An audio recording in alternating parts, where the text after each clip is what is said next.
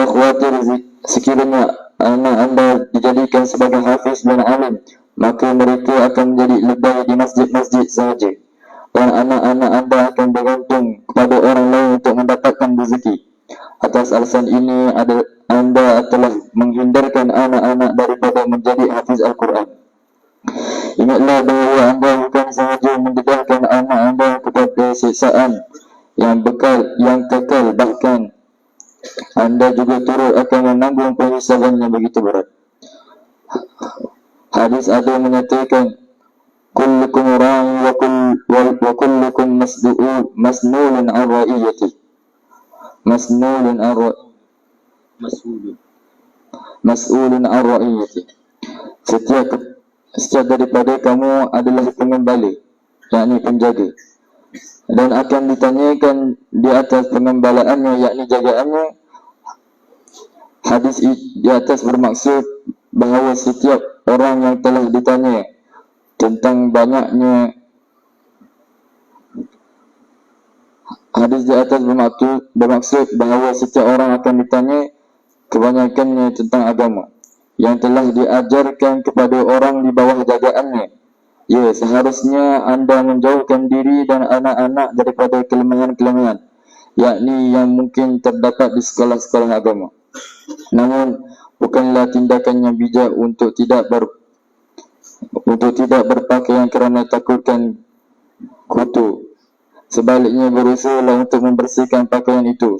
Ringkasnya, jika anda memberi pendidikan agama kepada anak anda, maka anda akan terlepas daripada tanggungjawab di akhirat nanti. Sepanjang hayatnya dan sebanyak mana dia melakukan amalan baik, berdoa dan beristighfar untuk anda, maka itu semua akan menjadi sebab peningkatan darjat untuk anda. Namun jika kerana dunia dan tamatkan beberapa keping wang, anda menjauhkan daripada ajaran agama, maka bukan setakat anda sendiri yang akan menanggung musibah daripada perbuatan anda itu, malah buku catatan amalan anda juga akan diisi dengan segala kelakuan-kelakuan buruk, maksiat dan dosa yang dilakukan oleh anak anda. Demi nama Allah, kasihanilah diri sendiri. Kehidupan dunia ini pasti berlalu, dalam apa-apa keadaan sekalipun, dan maut adalah penamat bagi sebesar-besar kesusahan sekalipun. Tetapi di akhirat kelak tidak ada kematian, maka tidak ada kesusahan dan penderitaan yang dihadapi. Allah Allah.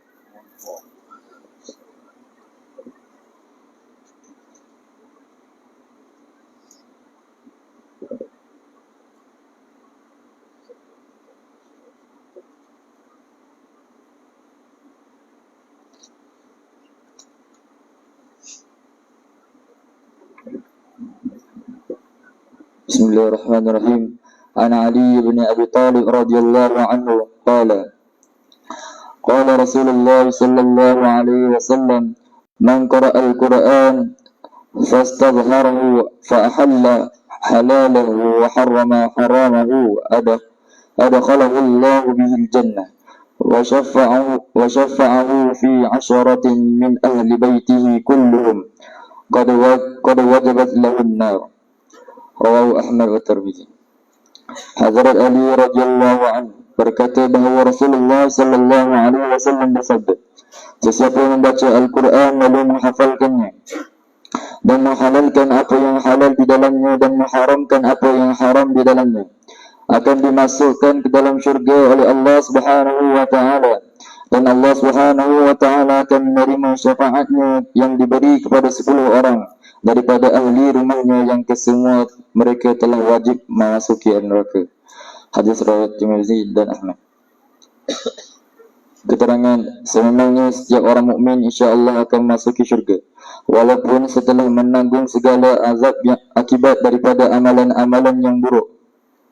Namun kelebihan untuk para hafiz ini adalah mereka akan terus dimasukkan ke dalam syurga. 10 orang yang akan menerima syafaat daripada seseorang hafiz Al-Quran adalah daripada orang Islam yang fasik dan fajir yang banyak membuat dosa besar.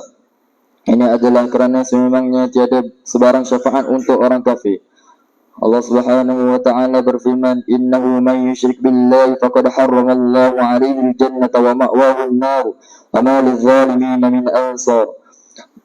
bahwasanya sesiapa yang mempersekutukan Allah Subhanahu wa taala dengan sesuatu yang lain, maka sesungguhnya Allah Subhanahu wa taala mengharamkan kepadanya syurga dan tempat kembalinya ialah neraka dan tiada sebarang penolong pun bagi orang yang berlaku zalim. Suratul Maidah ayat 72. Dan di tempat lain Allah Subhanahu wa taala berfirman, A'udzubillahi minasyaitonir rajim, ma kana an-nabiyyu wal ladzina amanu an yastaghfiru lil musyrikin. Maksudnya tidaklah dibenarkan bagi Nabi sallallahu alaihi wasallam dan orang yang beriman meminta ampun bagi orang musyrik, sekalipun orang itu kaum kerabat sendiri. Sesudah nyata bagi mereka bahawa orang musyrik itu adalah ahli neraka. At-Taubah 103. Terdapat juga ayat-ayat lain yang semakna dengan ayat di atas. Ayat-ayat Al-Quran dengan jelas mengatakan bahawa tiada keampunan untuk orang musyrikin.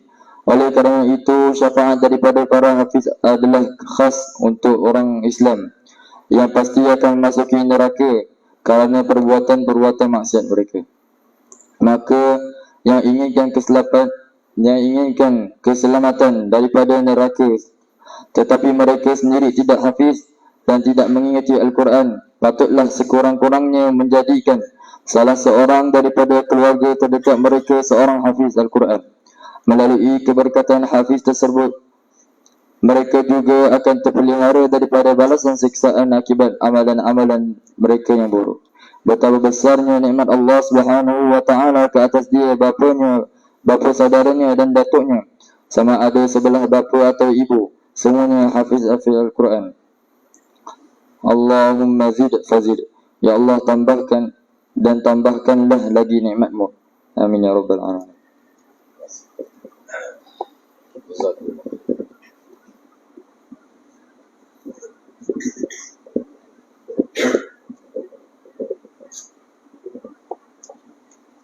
Bismillahirrahmanirrahim.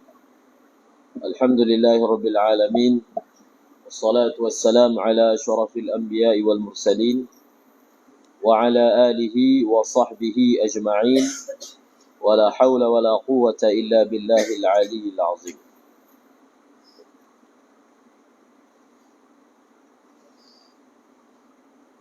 Al-Imam Syafi'i rahimahullahu ta'ala telah menamatkan hafazan Qurannya ketika usianya masih kecil, dalam sekitar berumur 7 tahun. Al-Imam Syafi'i rahimahullah ta'ala. Dan beliau menceritakan bahawasanya ibu beliau seorang yang miskin. Imam Syafi'i ini telah kematian ayahnya ketika beliau masih kecil, berusia 2 tahun, dan beliau telah kematian ayahnya. Ketika itu beliau bersama dengan keluarga tinggal di Gaza, Palestin. Apabila ayah beliau meninggal dunia, beliau berusia 2 tahun, ibunya telah membawa balik ke kampung halamannya, iaitu di Mekah. Dibesarkan oleh seorang ibu. Ibu yang miskin, tidak mempunyai harta, tetapi mempunyai cita-cita. Tidak mempunyai harta, tetapi mempunyai impian, mempunyai doa. Bersamanya tidak ada harta, tetapi bersama ibunya ada Allah, yang beliau meletakkan sepenuh pengharapan. Jadi beliau menceritakan bahawasanya ibu tidak mempunyai wang untuk dihadiahkan kepada guru yang mengajar. Sedangkan anak-anak yang lain mempunyai ibu ayah yang dapat memberi hadiah kepada guru Quran mereka. Maka kata Imam Syafi'i rahimahullahu ta'ala,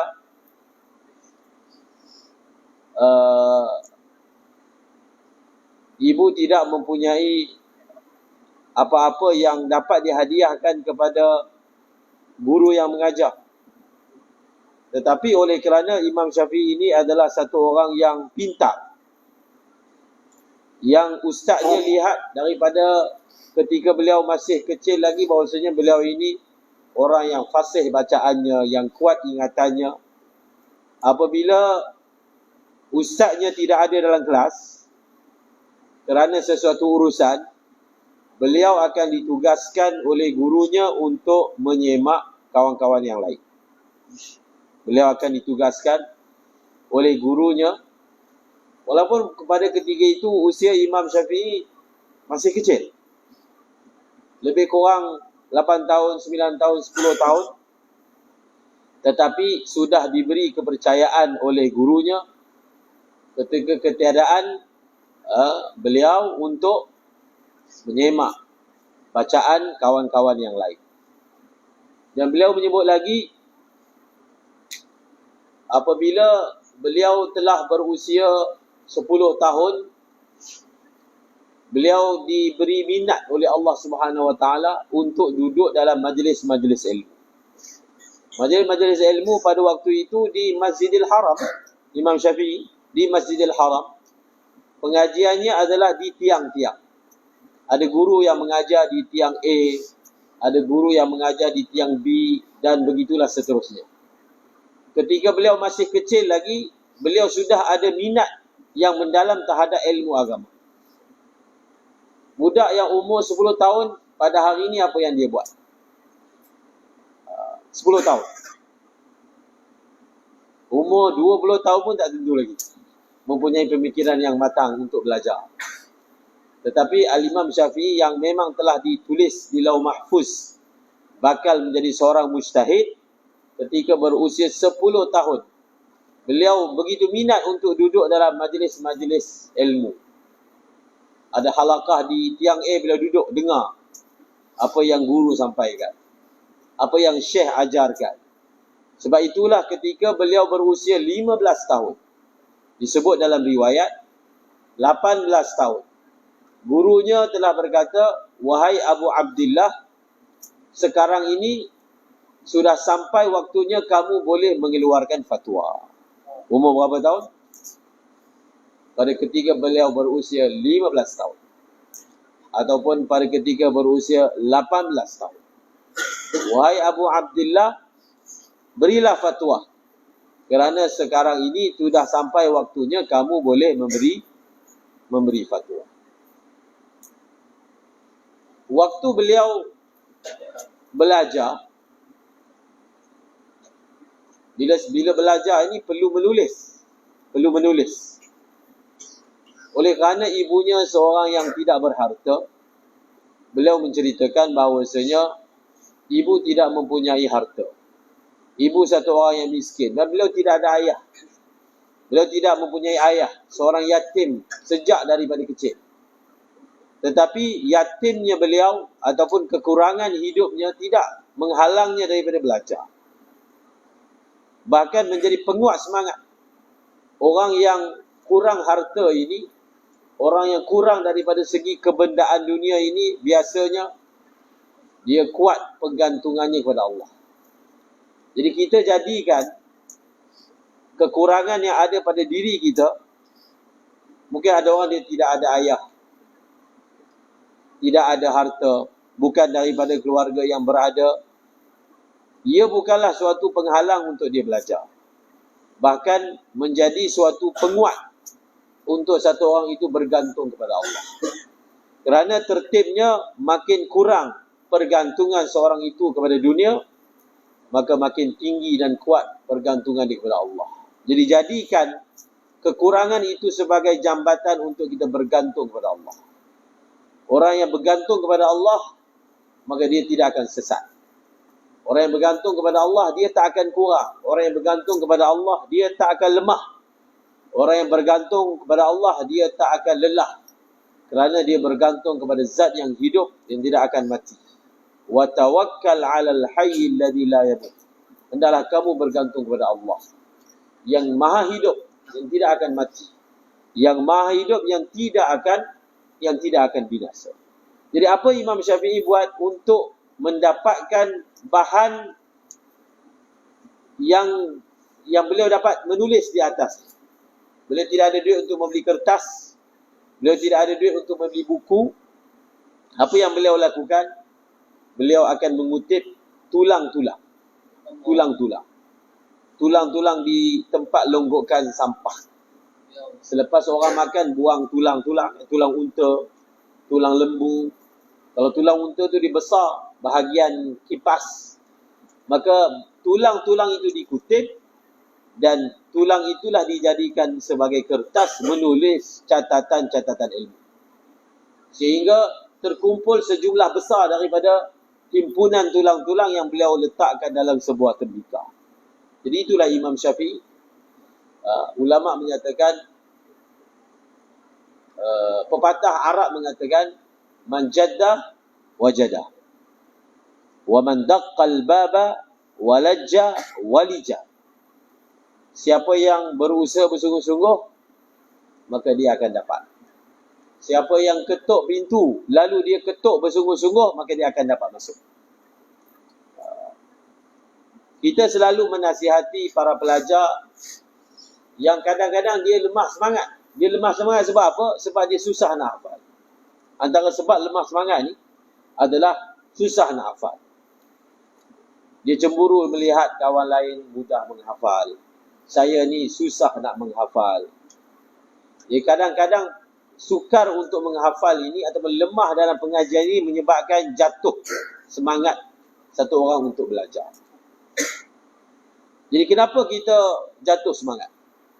Kenapa kita rasa lemah? Maka pertama sekali, bila satu orang itu dia susah untuk belajar ataupun dia lemah dalam hafalan dia, pertama sekali apa yang perlu dia lakukan? Pertama sekali adalah dia semak diri dia sendiri. Sebab Imam Syafi'i menyatakan, syakautu ila waqi' su'a hifzi fa'arsyadani ila tarkil ma'asi fa innal ilma nurun min ilahi wa nurullah la yuhda li'asi. Aku pernah mengadu kepada guruku Waqi' perihal hafalan aku yang lemah. Jadi bila kita lemah dalam hafazan, bukan maksudnya kita akan lemah. Mungkin ada sesuatu yang kita boleh baiki. Mungkin ada sesuatu yang kita boleh ubah. Yang mana dengan itu kita akan dapat mempertingkatkan hafazan kita. Jadi jangan lemah semangat. Orang yang belajar Al-Quran ini, siapakah tempat pergantungan dia? Allah. Jadikan Allah sebagai tempat pergantungan kita. Kalau kita lemah dalam hafazan kita, kita tanya diri kita sendiri, adakah kita pernah minta dengan Allah? Tanya dulu. Pernah buat tak? Pernah buat tak sembahyang hajat untuk diri sendiri? Ya Allah, saya susah untuk menghafal. Saya lambat dalam menghafal. Maka bantulah saya. Jadi adakah kita pernah meminta dengan Allah supaya bantu kita? Jadi kalau kita belum buat lagi perkara ini, maka sebenarnya kita belum buat apa-apa. Sembahyang hajat. Minta dengan Allah. Kerana orang yang berada di jalan menuntut ilmu ni, dia paling dekat dengan Allah. Siapa yang keluar daripada rumah dia untuk menuntut ilmu, Nabi kata, dia berada di jalan Allah. Jadi kita semua ni dah memang dekat dengan Allah. Kalau kita angkat tangan minta, Allah akan bagi. Cuma Allah Ta'ala ingin melihat daripada kita. Allah Ta'ala suka melihat daripada hamba-Nya rayuan, tangisan, pengharapan. Jadi berapa banyak daripada kita yang dia bangun malam, dia doa, Ya Allah, bantulah saya. Saya nak jadi hafiz Quran. Saya nak selamatkan keluarga saya daripada api neraka. Saya ingin memuliakan ibu bapa saya dengan mahkota daripada cahaya. Saya ingin ibu bapa saya di hari akhirat nanti dipakaikan pakaian yang begitu indah. Muka mereka berseri-seri bercahaya, laksana rembulan. Saya nak semua perkara ini, ya Allah, jadikanlah saya orang yang hafaz Quran. Jadi adakah kita pernah doa? Sebelum kita lemah semangat tu, adakah kita pernah minta dengan Allah? Orang yang dia belajar daripada zaman belajar dia untuk minta dengan Allah, maka apabila dia menjadi guru, apabila dia menjadi ulama, maka dia tidak akan bergantung dengan makhluk. Sebab ulama ni dia perlu belajar bergantung dengan Allah. Ulama, orang yang belajar madrasah, orang yang belajar agama perlu belajar minta dengan Allah. Perlu belajar apa? Minta dengan Allah. Perlu belajar dengan 2 rakaat semayang kita selesaikan masalah kita. Perlu belajar dengan membaca Al-Quran, baca surah Yasin, baca surah Waqi'ah, khatamkan Quran, kita selesaikan masalah kita. Kerana orang yang belajar agama ini, dia memegang satu amanah. Yang amanah ni tak boleh tawar-menawar. Dia tak boleh jual agama dia kepada orang dunia. Tak boleh. Dia tak boleh jual agama dia kepada orang yang ada harta. Dia kena jaga agama. Walaupun dia kurang daripada segi dunia, tetapi apabila dia memerlukan sesuatu, dia pergi kepada Allah. Maka daripada sekarang, kita yang belajar agama, belajar madrasah, belajar hafiz Quran, kena belajar minta dengan Allah. Belajar minta dengan Allah. Sembahyang hajat. Sehari sembahyang hajat. Minta Allah kuatkan hafazan kita. Buat tu sembahyang salatu hifzil Quran. Pernah dengar kan? Malam Jumaat buat. Buat. Apa lagi? Untuk supaya ingatan kita kuat. Mudah untuk menghafal. Lancar dalam bacaan kita. Kita tinggalkan dosa. Kita tinggalkan maksiat. Seperti yang Imam Syafi'i ceritakan tadi, gurunya berpesan, ilmu ini adalah cahaya daripada Allah. Maka cahaya daripada Allah ini tak akan diberi kepada orang yang melakukan maksiat. Maka kita minta dengan Allah. Ustaz Fadli Al-Yamani. Mungkin sebahagian pernah dengar nama. Beliau ini guru saya. Dan beliau meninggal dunia di China. Dia meninggal dunia mana? China. Ketika mengadakan lawatan di sana bersama dengan jemaah Masjid Sabiri. Bersama dengan jemaah Masjid Sabiri, dan beliau meninggal dunia di sana. Beliau menceritakan macam mana beliau belajar. Kamu semua untung datang belajar kat sini ni, saya rasa lah semua yang datang belajar kat sini ni semua datang atas sokongan ibu bapa. Ibu bapa sokong. Ibu bapa sokong, ibu bapa bagi duit belanja. Kalau tak ada ibu bapa pun mungkin ada pakcik makcik ataupun abang kakak. Ada orang yang dia belajar agama ini tidak dapat sokongan keluarga. Tak dapat. Dengan sendiri. Jadi Ustaz Fadli Al-Yamani antara orang yang mana belajar tidak mendapat sokongan keluarga. Ada seorang ustaz saya pun sama. Sebelum nak pergi Pakistan ni belajar, beliau bekerja dekat kedai makan, basuh pinggan, cari duit. Sebab keluarga sepenuhnya tidak membantu. Kok kata bagi separuh je ke? Tak, sepenuhnya. Kalau kamu nak belajar tapi kami tak bagi apa. Satu, faktor keluarga miskin. Yang kedua, faktor keluarga tidak bersama-sama lah dalam nak belajar agama. Sebenarnya bila kita dapat datang ke madrasah ni, ibu bapa sokong ni, ini adalah satu rahmat yang sangat besar.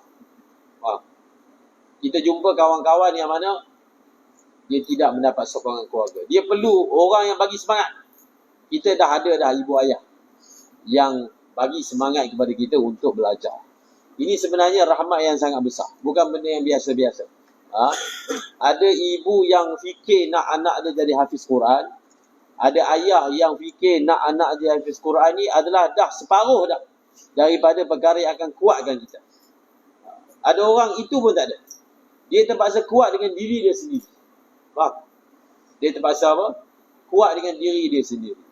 Jadi Ustaz Fadli Al-Yamani mula-mula mengaji di Pondok Penanti, kemudian belajar di Bangladesh. Faham Bangladesh? Belajar di Malaysia, alhamdulillah. Kalau belajar di Bangladesh, tiap-tiap hari makan dal. Sini makan apa tiap hari? Alhamdulillah, ayam. Masya Allah. Makan dal, nasi dengan dal sahaja. Nasi, dal. Faham? Dal atau dal? Yang makan dengan roti canai tu. Nasi, tuang dal. Bas. Tak ada ayam, tak ada daging. Boleh makan? Setiap hari. Jadi Alhamdulillah, dekat Matis ni makan sedap. Jadi kita syukur pada Allah. Jadi makan sedap ni dah salah satu lagi penguat semangat kita. Ada keadaan yang mana dia jadi payah nak belajar ni, makanan tidak selera. Tidak kena dengan selera. Jadi Ustaz Fadli dia selalu cerita untuk bagi semangat kepada kita belajar agama. Sebab belajar agama ni susah tu dah wajib dah. Tapi susah zaman sekarang ni tak sama lah susah zaman dahulu. Susah macam kena gigit semut je, gitu-gitu. Saya selalu cakap dengan pelajar-pelajar kita di Madrasah Miftahul Ulum Seri Petaling. Jadi kamu semua ni adalah pelajar banin, lelaki. Lelaki dia kena jadi macam lelaki. Faham? Lelaki kena kuat. Lelaki tak boleh nak manja-manja. Lelaki harus tahan kesusahan. Kerana lelaki akan memikul tanggungjawab yang besar. So kena belajar. Kalau ada sikit-sikit susah, kita anggap susah tu sebagai saya nak belajar menjadi seorang lelaki yang kuat. Yang senang tu dah banyak dah. Kalaulah ada sikit-sikit susah, kalau ada sedikit yang menyebabkan kita menangis ke, maka kita sabar. Kerana kesabaran itu akan mewujudkan jiwa yang kental. Yang ni, nak jadi ulama' ni yang nak pikul beban tanggungjawab, pikul agama. Bukan benda kecil. Faham? Kamu semua ni akan tanggung beban tanggungjawab apa? Amanah agama. Jadi amanah agama ni memerlukan satu orang yang kuat. Kuat hati dia, kuat jiwa dia. Maka kita belajar kuat hati dan kuat jiwa di mana? Di madrasah. Kena kuat. Tinggalkan keluarga pun sebenarnya menguatkan hati. Kerana satu hari nanti kita akan pergi ke seluruh dunia. Jadi semua yang kat madrasah ni kena niat. Ya Allah, kena niat dan doa. Ya Allah, pilihlah aku untuk berkhidmat kepada agamamu di seluruh dunia. Amin. Boleh niat? Seluruh dunia. Bukan niat kalau dia orang Kelantan, habis belajar ni nak khidmat dekat Kelantan. Tak. Habis belajar ni nak khidmat dekat Kedah. Tak. Kita niat dan doa. Sebab itu sebut doa. Jangan fikir saya ni lemah, saya ni tak reti. Bukan macam tu. Orang agama tak fikir macam tu. Kan? Orang agama dia ada Allah. Dia bukan bercakap mengikut pengalaman dia. Dia bercakap mengikatkan diri dia dengan Allah. Maka kita mohon dengan Allah, ya Allah, pilihlah aku untuk berkhidmat pada agama di seluruh dunia. Amin. Seluruh dunia. Allahu Akbar. Ketika beliau belajar di Bangladesh, beliau cerita tahun yang pertama setiap hari, saya nak cerita sembahyang hajat ni, setiap hari beliau akan baca Yasin. Selepas baca Yasin, beliau akan sembahyang hajat. Kemudian beliau doa. Sembahyang hajat, Yasin, doa. Apa dia beliau doa setiap hari? Ya Allah, ajarkanlah aku bahasa Arab. Itu yang dia minta. Setiap hari. Sembahyang hajat, baca Yasin, doa. Sembahyang hajat, baca Yasin, doa. Setiap hari. Ini di Bangladesh. Beliau mengatakan, pada tahun yang pertama beliau berada di Bangladesh, beliau sudah fasih berbahasa Arab. Bangladesh bukan Yaman. Bangladesh. Kok kata tahun pertama doa, ya Allah bagi aku fasih bahasa Bangladesh ya. Tapi saya tu. Beliau minta supaya Allah ajar beliau bahasa Arab. Jadi tahun yang pertama, semasa berada di Bangladesh, belajar alim waktu itu, beliau sudah boleh bercakap bahasa Arab. Jadi ini rahsianya apa? Minta dengan Allah. Tak mustahil. Tak ada apa yang mustahil.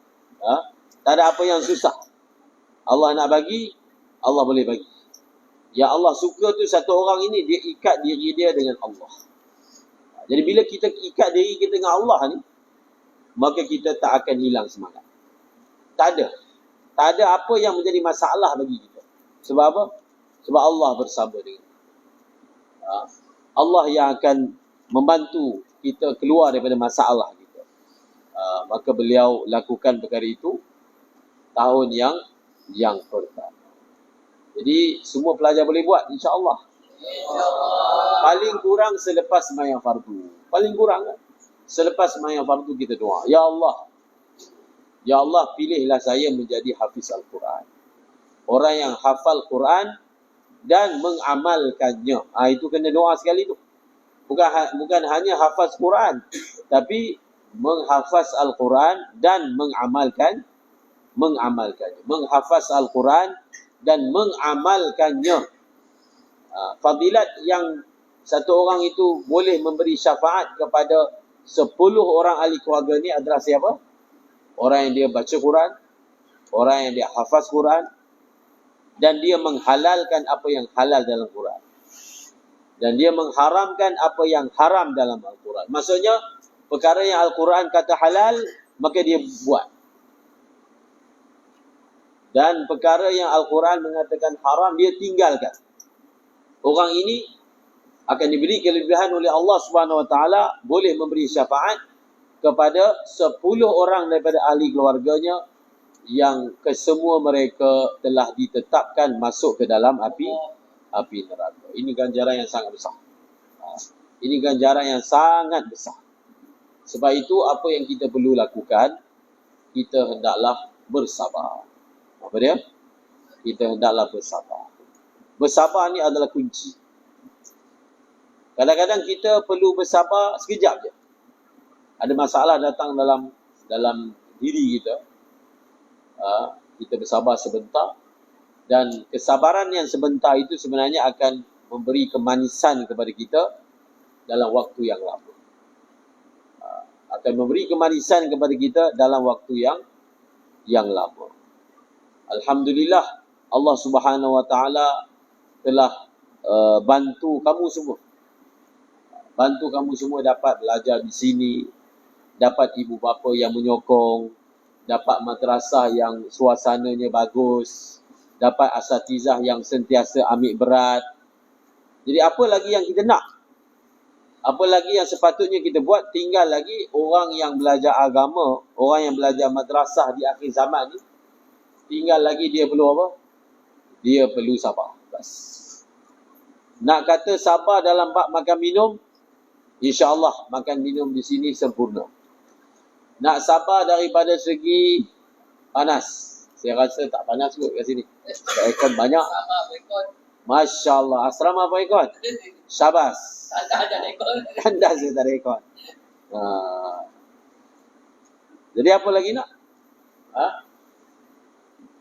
Yang kita nak sekarang ni adalah kekuatan. Kekuatan untuk belajar. Semangat. Nak ambil mana semangat? Macam mana kita boleh ada semangat untuk belajar? Semangat yang hilang. Samalah kat madrasah lain pun sama juga. Bila dia balik cuti seminggu, maka semangat yang sebelum ini berkobar-kobar menjadi luntur kembali. Kemudian masuk madrasah, semangat balik. Cuti, luntur kembali. Macam mana cara ni? Tak nak bagi luntur. Tak payah cuti. Boleh? Tak payah cuti. Boleh tak? Boleh? Boleh? Jawab dulu. InsyaAllah. Jawab dulu. Tak buat tak apa. InsyaAllah. InsyaAllah. Perlu kuat. Sebab satu hari nanti kita nak belajar jauh. Lagi dah cuti. Ini belajar di Malaysia kan. Kamu semua mesti kena ada azam nak belajar. Nak sambung belajar. Belajar di Azhar ke. Belajar di Yaman ke. Waktu tu tak ada cuti. Kan 4 tahun baru balik jumpa keluarga. Betul tak? Jadi kena belajarlah sikit-sikit. Berpisah daripada keluarga. Tak cuti. Tapi kena cuti. Kalau madrasah kata cuti, balik. Kita kat madrasah sana, Seri Petaling, cuti wajib balik. Semua kena balik. Kan? Untuk apa? Khidmat kepada keluarga. Tapi bila kita dah dewasa nanti, kita akan pergi belajar luar negara, tak balik-balik. Ada asatizah kami, ustaz-ustaz kami di madrasah, belajar di mana? Belajar di Pakistan. Berapa tahun tak balik? 10 tahun tak balik. 10 tahun tak balik. Maknanya dia pergi, balik tu dah jadi alim. Gitu je. Tak balik dah. Tengah-tengah tu tak ada. 10 tahun tak balik. Masya Allah. 10 tahun lah. Lama lah. Sampai dia balik pun, dia dah tak erti cakap bahasa Melayu. Sebab dia bercakap bahasa Urdu, bahasa Pakistan. Tapi inilah pengorbanan yang kita buat seperti ini yang akan dilihat oleh Allah Subhanahu Wa Taala. Jadi perkara pertama yang saya ingin sampaikan, kita perlu bergantung kepada Allah. InsyaAllah kalau kita bergantung kepada Allah, sesiapa yang lemah ni Allah Ta'ala akan bantu dia. Tak ada siapa yang lemah kalau bersama dia Allah. Tidak ada siapa yang lemah kalau bersama dia Allah Subhanahu Wa Taala. Dan untuk kita kuatkan semangat kita, macam saya sebutkan tadi, yang kita buat tadi awal tadi, iaitu kita baca hadis Nabi SAW. Kita baca kalam para ulama.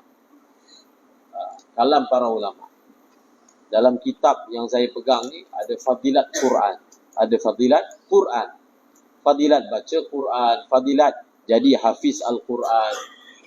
Fadilat orang yang amalkan Al-Quran. Bahkan dia ada fadilat orang yang baca Quran merangkak-rangkak pun ada fadilat. Satu orang baca Quran lancar. Satu lagi orang yang baca Al-Quran merangkak-rangkak. Orang yang baca Al-Quran merangkak-rangkak. Wa yatata'ta'u fihi. Nabi kata, siapa yang baca Al-Quran dan dia merangkak-rangkak dalam baca Quran, dia akan dapat satu ganjaran. Dia akan dapat apa? Dia akan dapat satu ganjaran. Jadi maknanya apa? Orang yang belajar Al-Quran ni tak rugi. Orang yang baca lancar dapat pahala. Orang yang baca merangkak-rangkak dapat pahala. Orang yang dia baca lupa-lupa pun dapat pahala. Dapat pahala di sisi Allah SWT. Tak ada siapa yang rugi. Tak ada siapa yang rugi. Yang baca lancar dapat pahala. Yang baca merangkak tak ingat dapat pahala. Bahkan kita duduk di madrasah, kita tidur pun dapat pahala. Kita sedih pun dapat pahala. Kita sakit pun dapat pahala. Kita susah pun dapat pahala. Sebab apa? Kita sebenarnya berada di taman-taman syurga. Berada di apa? Di taman-taman syurga. Kalau satu orang, ketika dia mengaji tadika, dia ditanya oleh guru dia, besar nanti nak jadi apa? Guru dia bertanya cita-cita. Biasa kan di tadika tanya cita-cita. Maka dia jawab, saya nak jadi juru terbang. Pilot. Masa dia ngaji sekolah rendah, ditanya besar nanti nak jadi apa? Dia kata nak jadi pilot. Dia mengekalkan niat dia. Mengekalkan impian dia. Kemudian kalau ditanya masa sekolah menengah, dia jawab benda yang sama. Dia teruskan pengajian dia di sekolah pengajian penerbangan. Memang dia belajar nak jadi pilot. Nak jadi pilot. Di tahun akhir, sebelum dia dipilih menjadi pilot, dia mati. Tak sempat nak jadi juru terbang. Impian nak jadi pilot ni daripada tadika. Tadika, sekolah rendah pilot. Sekolah menengah nak jadi pilot. Kemudian meneruskan pengajian universiti. Kemudian masuk sekolah penerbangan. Dah tahun akhir dah. Kira tahun depan ni, dia akan jadi pilot, juru terbang di sebuah syarikat penerbangan. Tetapi sebelum sempat dia jadi pilot, jadi juru terbang, dia meninggal dunia. Allah. Tak sempat nak bekerja dengan Air Asia. Dengan Datuk Kamal. Kamarudin. Adakah kita rasa sebagai menghargai impian dan cita-cita dia, Air Asia akan bagi kat dia gaji, bagi pencen, sebagai menghargai orang ni, sebab daripada kecil lagi nak jadi pilot tapi tak sempat jadi pilot, maka kita bagilah kat dia gaji pilot paling kurang, ataupun keluarkanlah sijil penghargaan pilot. Dapat tak? Selagi dia tak kerja, selagi dia tidak memberi perkhidmatan, dia tak akan dapat apa-apa. Biarlah dia daripada kecil nak jadi pilot pun. Selagi dia belum betul-betul bawa kapal terbang, maka dia tidak akan diberi apa-apa penghargaan. Dia tidak akan diberi sebarang gaji. Tapi kalau di kalangan kamu ni, sekarang ni dah ada niat, saya nak jadi hafiz Quran. Lepas saya hafal Quran, saya nak belajar qiraat pula. Lepas saya belajar qiraat, saya nak jadi alim. Nak belajar Quran, nak belajar tafsir, nak belajar hadis, nak belajar fiqh. Kemudian setelah saya habis belajar, saya nak khidmat untuk agama.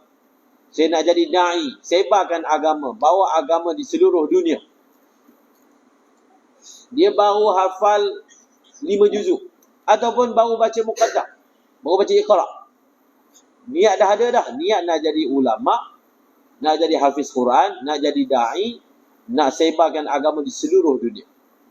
Sebelum dia menamatkan iqra' dia, ataupun sebelum dia menghabiskan hafazan Quran dia mati.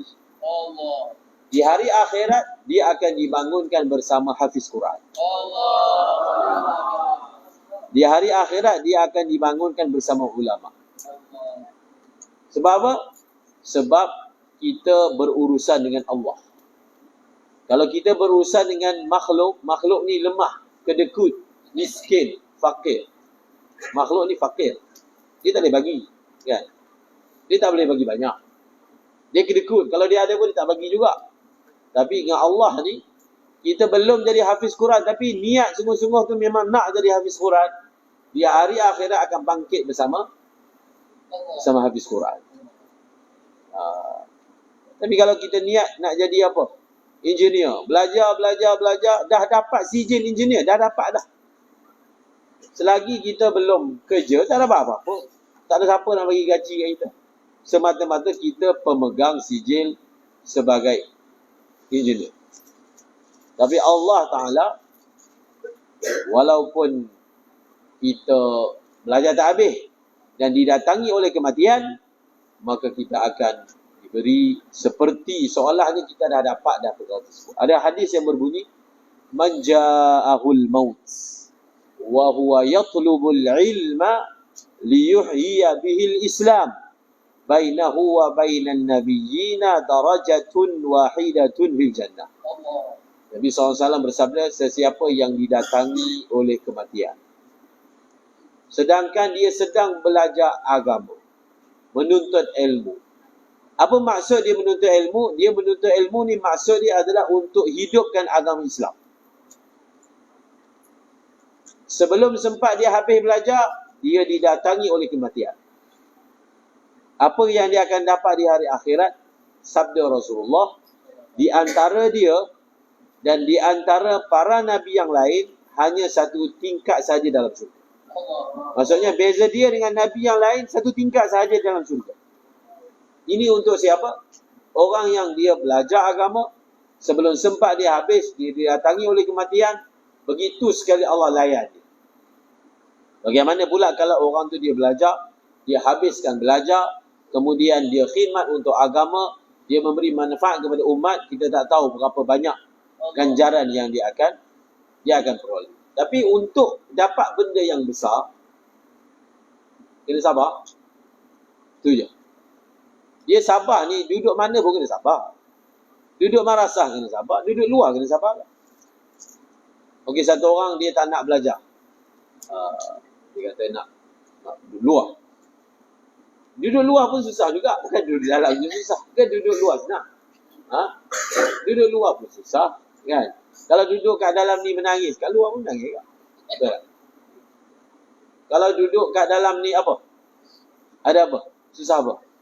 Kat luar pun sama. Beza dia apa? Beza dia, kalau kita menangis dalam ni, kita dapat pahala. Kalau kita susah kat dalam ni, semasa belajar agama, kita akan diberi ganjaran oleh Allah. Tapi kalau kat luar, tak ada apa-apa. Tak ada apa-apa. Itu beza dia.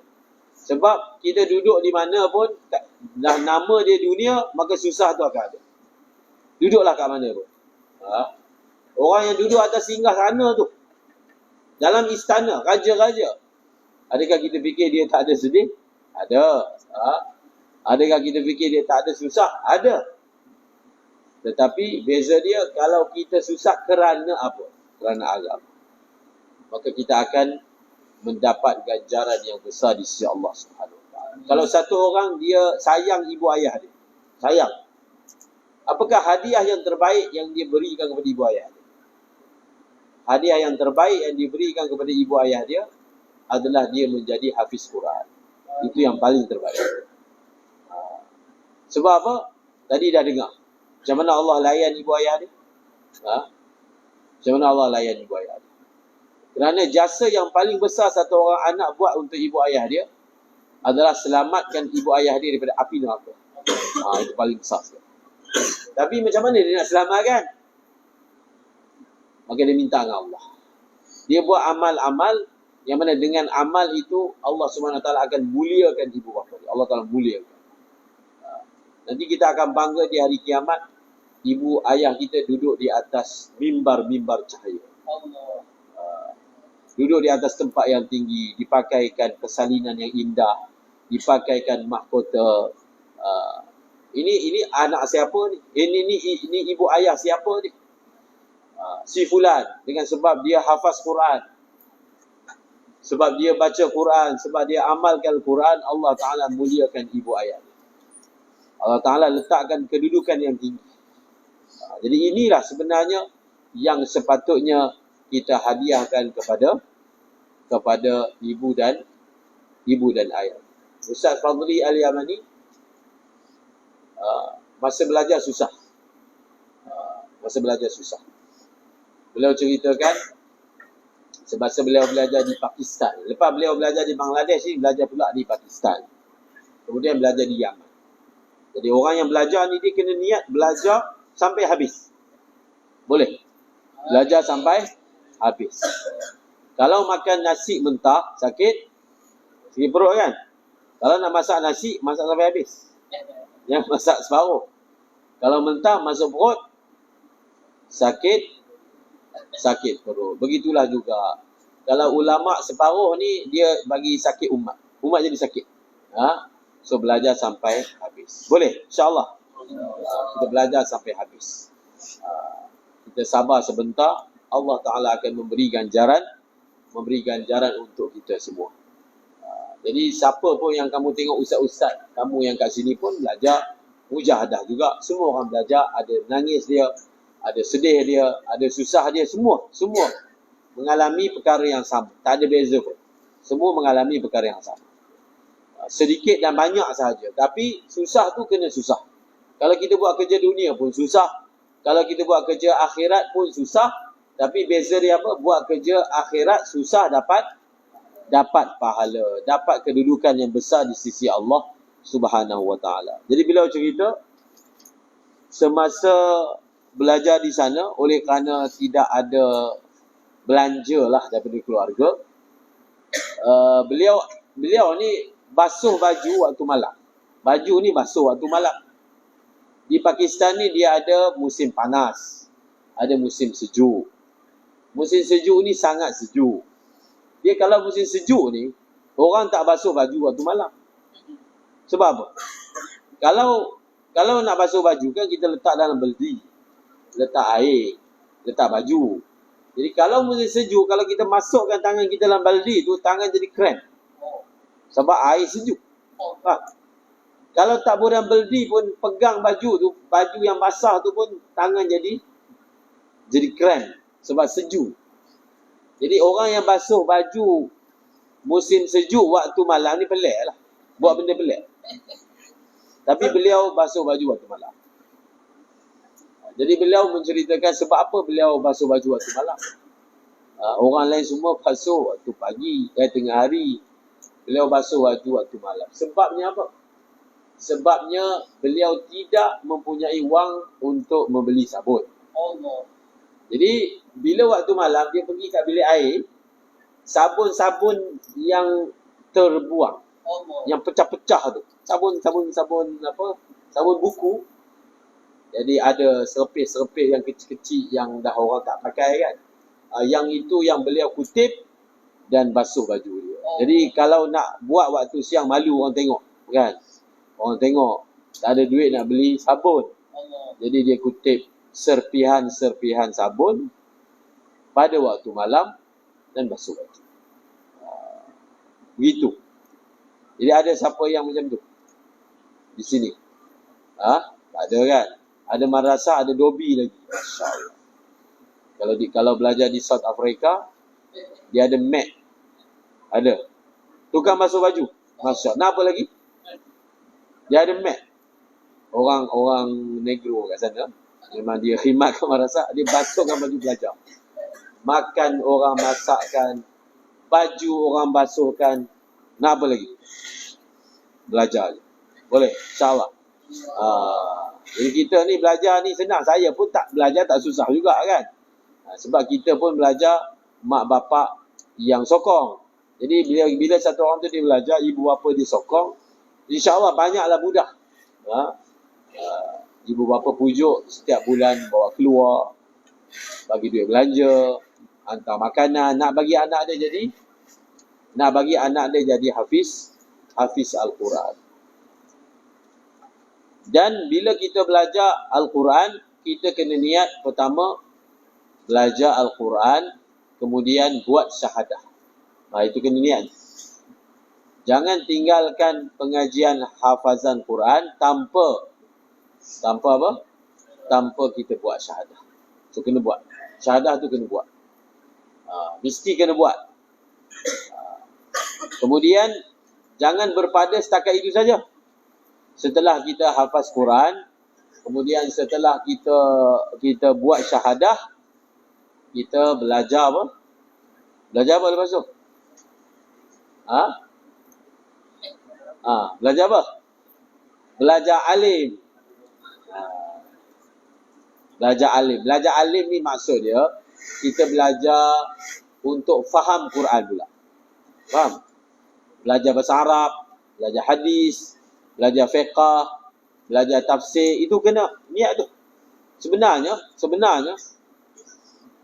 belajar hafaz Quran ni untuk pengajian agama ni dia macam tadika. Maknanya bila kita dah hafiz Quran ni bukan maknanya dah habis dah. Tak. Dia macam tadika. Macam orang belajar dunia kan. Kalau dia belajar tadika, alhamdulillah dah habis tadika. Dah grad. Ada lagi sekolah rendah, ada sekolah menengah, ada lagi universiti. Perumpamaan ni macam tu. Sebab itu ulama dulu, sebelum dia jadi ulama, dia hafal Quran dulu. Sebab itu Imam Syafi'i habis hafazan Quran umur 7 tahun ni. 7 tahun dah hafaz. Sebab apa? Habiskan baca hafazan Quran ni umur muda, sebab banyak lagi nak belajar nanti ke depan. Faham? Jadi habiskan cepat-cepat. Sebab banyak lagi perkara yang kita akan belajar. Belajar apa? Belajar alim. Seronok. Al-Quran yang kita baca ni, kita belajar pula bahasa Arab. Dengan bahasa Arab kita boleh faham Quran. Kita belajar tafsir pula. Kita belajar fiqh. Kita belajar tasawuf.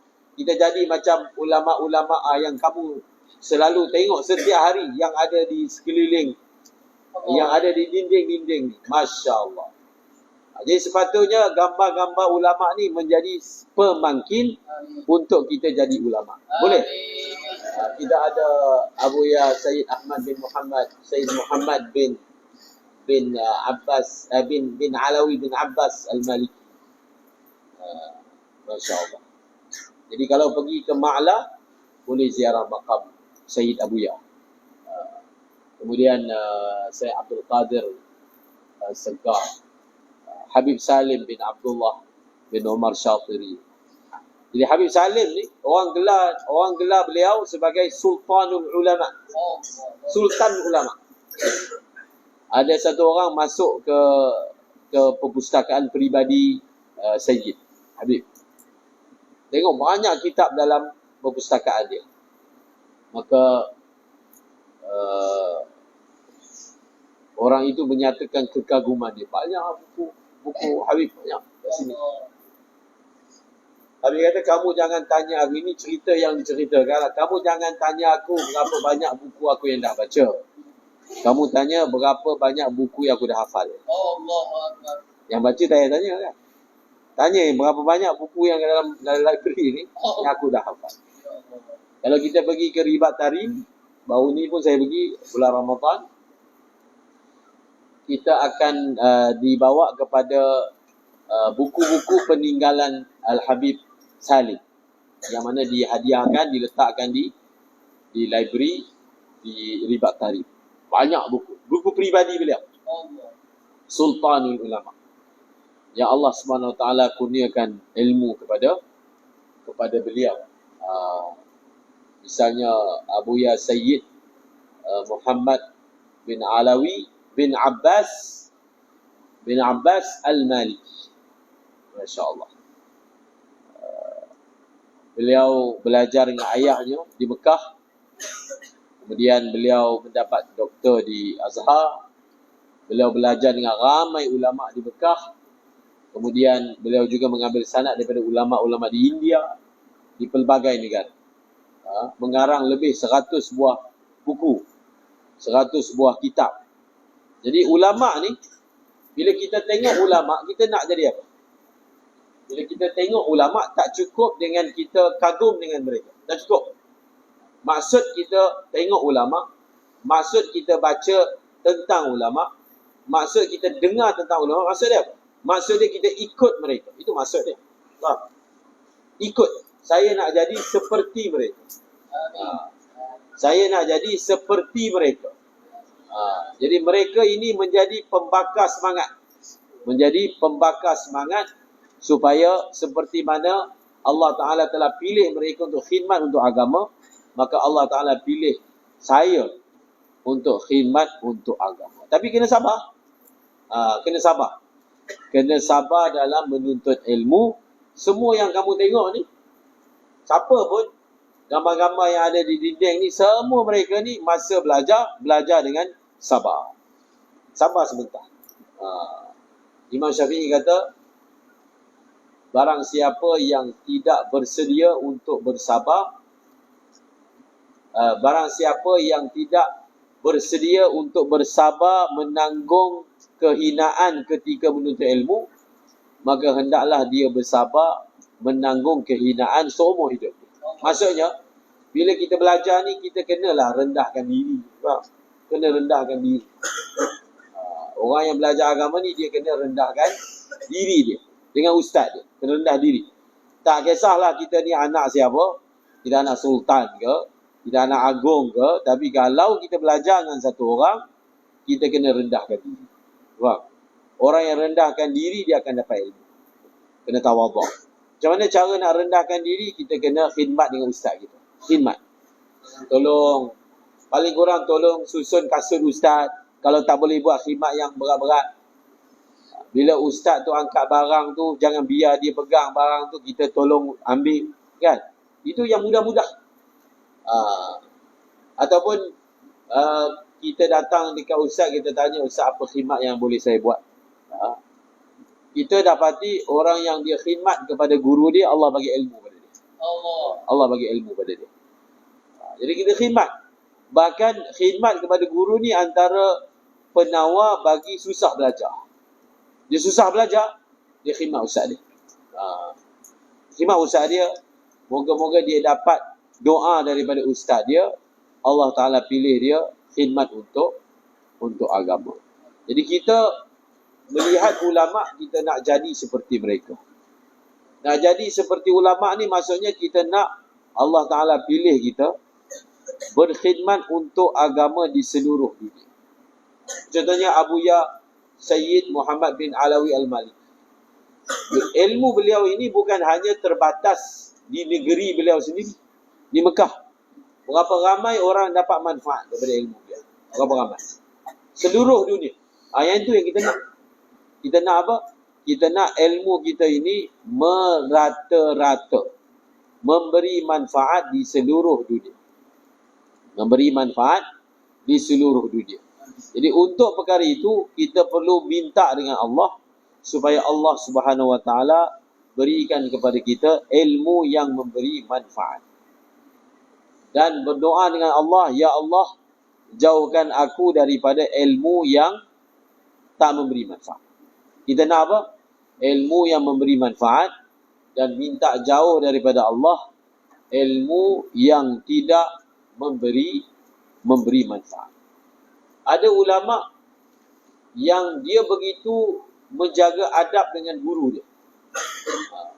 Jadi kita jaga adab dengan guru ini, antara adab yang paling tinggi yang kita kena jaga, paling tinggi adalah kita dengar cakap dia. Itu paling tinggi. Bila duduk di madrasah, adab yang paling tinggi adalah dengar cakap ustaz. Maksudnya, contohnya madrasah meletakkan sesuatu ketetapan, undang-undang lah. Kita buat macam yang ustaz suruh. Maka inilah tanda satu orang murid itu dia hormat ustaz. Maksudnya kita patuh undang-undang ni bukan sebab kita takut. Bukan. Kena tinggalkan sifat tu. Masa mula-mula masuk mungkin kita patuh undang-undang ni sebab takut ke. Takut kena hukuman ke. Tapi bila kita dah belajar lama, kita buat macam ni. Kita patuh undang-undang ni sebab kita hormat dengan ustaz. Ini adalah arahan ustaz saya. Ini adalah permintaan ustaz saya. Maka ustaz saya ni adalah di atas kepala saya. Di atas kepala itu maksudnya saya hormat, saya junjung di atas kepala saya. Maka segala perintah ataupun segala permintaan daripada ustaz saya letak di atas kepala. Jadi orang yang mana dia menjaga adab dengan ustaz dia, maka Allah Ta'ala akan bagi berkat dalam ilmu dia. Berkat. Ada satu orang ni, dia ni pandai dalam belajar. Pandai. Kira pengajian tahun 4 tu, dia baru tahun 2. Dah boleh baca kitab tahun 4. Begitu pandai sekali. Orang baru nak mutalaah kitab tahun 2, dia dah boleh baca kitab tahun 4. Begitu pintar. Tapi perangai dia ni, dia suka tanya soalan dengan ustaz dia. Soalan untuk menguji. Soalan nak bagi tahu yang dia tu pandai. Dan dia suka tanya soalan yang kalau ustaz dia tak boleh jawab, dia lagi suka. Pandai dia macam tu. Maknanya dia ada sifat yang tak elok lah. Dia ada sifat yang tak elok. Dan dia belajar sampai habis. Kira kalau belajar ni cemerlang. Tetapi dia ada satu sifat yang tak bagus. Di perbuatan dia itu selalu mengguris hati ustaz dia. Apa yang berlaku? Bila dia nak mengajar, dia pandai ni.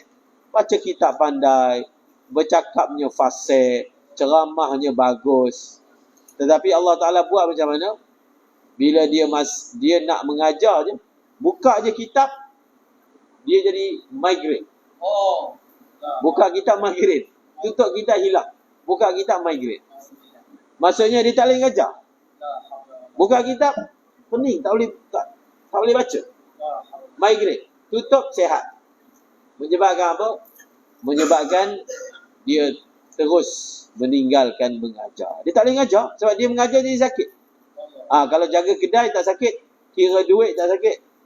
Tapi buka kitab mengajar, tak boleh mengajar. So apa faedah dia pandai? Apa faedah dia bijak? Apa faedah dia boleh baca kitab? Dia boleh baca kitab tapi tak boleh mengajar kitab. Allah Ta'ala buat macam tu. Sebab itu kita ni kalau nak berjaya dalam belajar agama, kita perlu menjaga adab dengan guru kita. Tak perlu buat banyak-banyak. Tak perlu sujud, tak perlu, haram. Bukan suruh pun, tak boleh. Kita buat yang paling kurang. Semasa belajar di madrasah, kita hormat arahan guru kita, hormat. Kita bukan takut, kan? Sebab orang yang belajar agama ni, dia bukan takut, tapi dia hormat. Ini ustaz saya. Macam satu orang ni ayah dia lah. Masa dia kecil macam tu lah, dia takut. Tapi bila dia dah dewasa, dia buat perkara itu kerana menghormati. Kita jumpa ramai orang yang mana dia menjaga adab dengan guru dia. Dia khidmat dengan guru dia. Allah Ta'ala pilih dia untuk agama. So kena faham. Kita belajar agama ni bukan kita hanya nak kita boleh hafal sahaja. Tapi kita ini Allah Ta'ala pilih khidmat untuk agama. Okey, contoh dia macam mana? Ada orang yang mana dengan sebab dia ribuan orang jadi hafiz Quran. Misalnya di Pakistan ada satu madrasah, orang panggil madrasah tu Baghwali Masjid. Dia punya guru besar dia, nama dia Qari Yasin. Qari Yasin ni kerap juga datang Malaysia sebab anak murid dia ramai kat sini. Qari Yasin. Jadi Qari Yasin ni semasa belajar taklah pandai sangat. Tak pandai. Selalu juga kena rotan dengan ustaz dia. Tetapi Allah Ta'ala telah ambil khidmat daripada beliau. Daripada tangan beliau, ribu orang jadi hafiz. Yang tu kita nak. Itu dia panggil ilmu berkat. Faham? Kita nak dengan sebab kita, ramai orang kembali kepada agama. Itu maksud belajar agama. Faham? Jadi orang yang belajar agama, dia perlu faham maksud belajar agama. Supaya dengan sebab kita, orang kembali kepada Allah. Itu je maksud. Tak ada lain. Faham? Kita belajar agama bukan supaya orang puji kita. Kita belajar madrasah jadi hafiz bukan supaya orang panggil kita hafiz. Kita belajar alim bukan supaya orang panggil kita ulama. Bukan. Itu semua bukan. Kita belajar agama supaya kita dapat kembali kepada Allah dan orang lain dapat kembali kepada Allah. Bas. 3 perkara. Jangan ada dalam niat orang yang belajar agama. Nabi SAW bersabda, "Man talaba al-ilma liyujariya bihi al-ulama aw liyumariya bihi sufaha aw liyasrifa bihi wujuhan nas." 3 niat ni jangan ada bagi orang yang belajar agama. 3 niat. Pertama apa? Dia belajar agama untuk berdebat dengan ulama lain. Dia belajar agama. Dia belajar mantik, belajar kalam, belajar hadis. Apa niat dia? Supaya nanti dia sama tinggi dengan ustaz lain. Ustaz ni pun pandai cakap, saya pun pandai juga. Ustaz ni pandai debat, saya boleh patahkan. Dia boleh buat hujah, saya pun boleh bawa hujah. Itu dipanggil belajar sebab nak berdebat. Bahaya, kan? Liyumariya. Yumaria ni maksudnya balah dengan ulama lain. Supaya dia sama tinggi, sama rendah dengan ulama lain. Supaya dia pun petah berhujah seperti mana ulama lain petah berhujah. Jangan niat macam tu. Tapi orang belajar hafiz belum lagi, kan? Baru belajar hafiz kan? Nanti belajar alim pula. Belajar kalam, belajar mantik. So jangan niat perkara. Yang kedua apa? Auli yujariya bihi sufaha. Dan supaya dia nak bersaing dengan orang-orang bodoh. Maksudnya dia nak meninggi diri. Sekarang ni dia sudah menjadi ulama, menjadi asatizah, maka dia rendah-rendahkan orang-orang lain. Adapun dia pergi nak balah juga, dia juga nak berbalah dengan orang awam. Sebab itu ulama ni dia jangan gaduh dengan orang awam. Tak perlu. Allah Ta'ala ajar, wa'arid 'anil jahilin. Berpalinglah daripada orang-orang yang jahil. Wa idza khatabahumul jahilun qalu salama. Bila orang jahil cakap dengan kamu, salam bas. Saya tak nak gaduh. Yang ketiga apa? Dia belajar untuk menarik perhatian orang lain. So 3 ni jangan ada niat dalam belajar.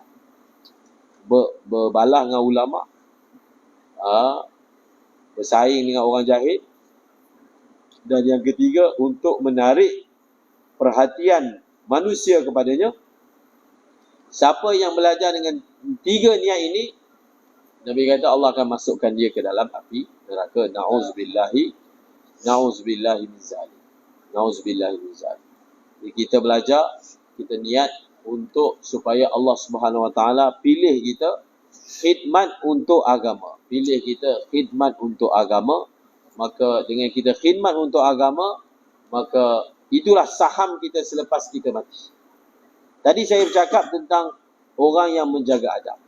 Orang yang menghafaz Quran ni, dia perlu menjaga adab dengan Quran. Adab yang paling tinggi apa? Orang yang belajar Quran ni, adab yang paling tinggi apa? Siapa dia jawab?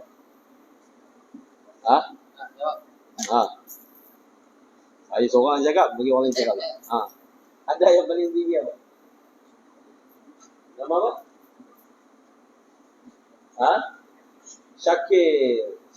Syakir lah. Cakap je, tak apa. Apa-apa pun tak apa. Dengan Quran.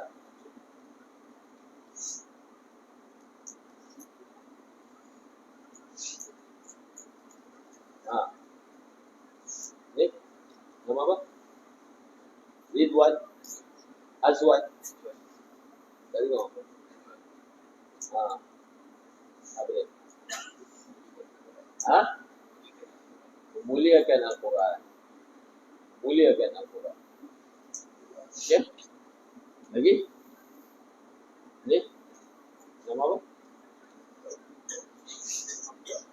Hamzah. Hamka. Masya Allah. Hamka. Hamka bisa jawapan. Hamka banyak kata-kata hikmah. Apa dia? Ambil wudu. Okey. Paling tinggi lah tu. Ini dipanggil adab orang yang belajar Al-Quran terhadap Al-Quran yang paling tinggi. So, adab yang paling tinggi sekali orang yang belajar Al-Quran ni, dia kena rasa ilmu Al-Quran ni ilmu yang paling tinggi. Itu yang paling tinggi. Tidak boleh ada perasaan si fulan yang belajar di universiti, belajar jadi doktor, dia tinggi. Dia tinggi dari saya lagi. Tak boleh. Si fulan yang jadi engineer yang kat luar tu, dia tinggi lagi dari saya. Tak boleh. Kan? Orang yang kat luar tu yang kerja, berniaga, banyak duit, buat duit banyak. Maka dia tinggi lagi daripada saya. Yang paling tinggi sekali bagi orang yang belajar Quran apa dia? Dia kena rasa dia buat benda yang paling tinggi. Quran ni paling tinggi. Tak ada tinggi dah. Sebab apa? Kita mempelajari kalam Allah. Ini paling pertama sekali. Kalaulah orang belajar madrasah sendiri yang tak besarkan Quran, jadi orang kat luar macam mana? Kalaulah orang yang belajar di madrasah sendiri tidak melihat belajar agama ini adalah pelajaran yang paling tinggi, jadi orang yang di luar, takkan kita nak harapkan. So pertama sekali apa? Kita kena rasa benda yang kita buat ni besar, hebat, agung. Menghafal kalam Allah. Jadi kalau kita rasa benda yang kita buat ni besar, dalam kitab ini Maulana Zakaria kata, hendaklah orang yang belajar agama ni, dia jangan berperilaku seperti mana orang lain. Dia bercakap, janganlah dengan bahasa seperti anak-anak muda kat luar sana. Dia berpakaian, janganlah sama macam pakaian orang-orang di luar sana.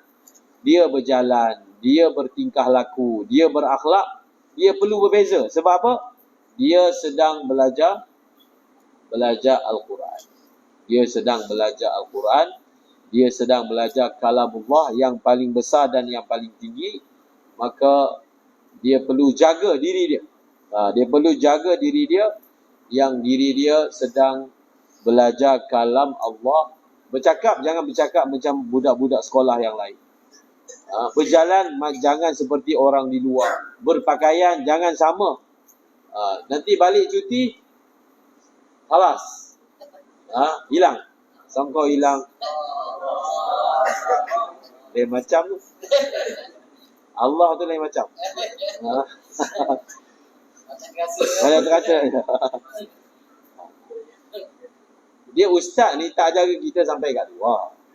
Dia macam saya sebut tadi, kita belajar agama ni sampai satu tahap, kita ingatkan diri kita, Allah yang tengok kita.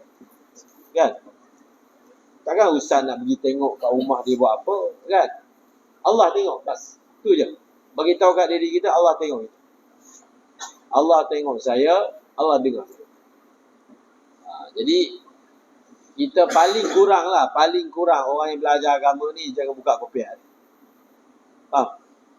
Jangan buka kopiah dia. Paling kurang. Sebab apa? Sebab paling kurang guru kami kata, dulu kami belajar di madrasah, setiap 50 hari kena botak. Sini tak ada kan? Sini botak. Botak licin ya? Satu lah, mesin satu. Oh, setiap kali nak cuti. Masya Allah. Cuti botak? Sebelum cuti. Jadi Maulana Abdul Hamid, dia bagi tahu kenapa pelajar ni kena botak kepala. Botak. Kita botak licin terus. Setiap 50 hari. Setiap 50 hari botak. Dia kata pertama sekali, kalau orang yang belajar madrasah ni rambut dia panjang, dia banyak masa nak kena menguruskan rambut dia. Nak kena fikir nak pakai minyak apa, nak sikat, nak duduk depan cermin. So banyak masa dia terbuang nak belai dan bela rambut dia. So bila tak ada rambut, tak ada fikir nak sikat macam mana, nak duduk lama-lama depan cermin, rambut pun tak ada. Tak ada apa, tak ada rambut. Itu yang pertama. Yang kedua, rambut pendek ni masa belajar supaya otak ni banyak nak guna untuk menghafal. Jadi kalau rambut dia panjang, zat-zat otak tu dia banyak guna kat rambut. Tak tahulah sikit saintifik betul ke tak. Jadi bila rambut tu pendek, jadi zat-zat rambut ni banyak boleh guna untuk hafal. Zat-zat otak. Yang ketiga yang paling mahal sekali. So bila rambut dia pendek, dia kurang perasaan. Faham? Bila rambut dia panjang, dia mulalah nak cari markah dia. Rambut panjang kan? Dia rambut panjang, rambut smart ni. Jadi bila rambut dia smart, dia tak pakai kopiah. Bila rambut dia botak, baru dia pakai kopiah. Jadi kalau rambut dia smart, dia mula fikir nak buka kopiah dia. Kalau rambut smart belah tepi. Jadi kita bagi kepala dia botak, barulah dia akan pakai kopiah. Tapi dia tak pakai kopiah, pakai cap. Masya Allah. Jadi orang yang belajar agama ni, dia perlu fikir, kan? Kita duduk di bawah, paling kurang kita malu dengan semua ulama yang setiap hari tengok kita. Yang kita tengok ulama ni, takkanlah orang belajar mati sebalik cuti pakai cap. Betul tak? Ada gambar Abuya pakai serban, Abuya serban, dia balik cuti pakai cap. Betul tak? Betul kan? Betul. Tak betul. Abuya pakai rida, jubah, Masya Allah. Ada rida lagi atas, warna hijau, warna-warni. Takkan kita balik pakai apa? Pakai seluar steng. Jadi kita perlu mencontohi ulama, insya-Allah. Sebab yang kat depan ni akan datang semua akan jadi ulama. Amin. Akan jadi ulama, khidmat untuk agama. Kita niat khidmat untuk agama. Khidmat. Faham? Khidmat ni maksudnya saya sanggup korban diri saya, harta saya, nyawa saya untuk agama. Amin. Itu maksud khidmat. Saya sedia untuk memberi apa sahaja yang saya ada untuk korban untuk agama.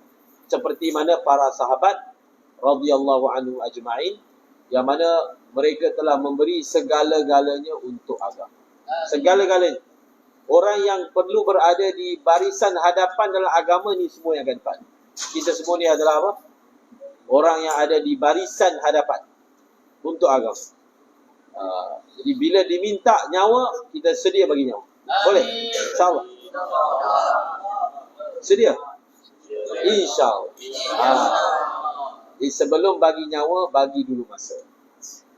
Sebelum bagi nyawa, sebelum subuh masuk kelas. Sebelum bagi nyawa, setiap hari hantar hafazan. Minta dulu sikit je.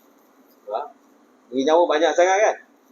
Sebelum bagi nyawa, kita ulang bacaan kita betul-betul. Maulana Zakaria ni, pengarang kitab ni, keluar tadi beliau sebut kan, dia kata pakcik dia hafiz Quran, pakcik dia hafiz Quran, ayah dia hafiz Quran, atuk dia hafiz Quran, moyang dia hafiz Quran, pakcik sebelah ayah hafiz Quran, pakcik sebelah, disebut keluarga hafiz Quran. Maulana Zakaria. Dan beliau ni selepas habis hafazan dia, ayah beliau ni beliau punya tarbiyah lah. Ayah beliau telah meletakkan syarat. Dia kena naik atas bumbung rumah, baca 30 juzuk. Allah. Selama 6 bulan. Selagi belum habis baca 30 juzuk, tak boleh turun daripada bumbung rumah dan tak boleh makan. Oh. Jadi setiap hari akan baca 30 juzuk. Dah habis hafazan, baru turun. Dan Allah Ta'ala memberi kepada beliau hafazan yang sangat kuat. 6 bulan straight. Setiap hari baca 30 juzuk, sehinggalah beliau membaca Al-Quran ni seperti mana pembacaan surah Al-Fatihah.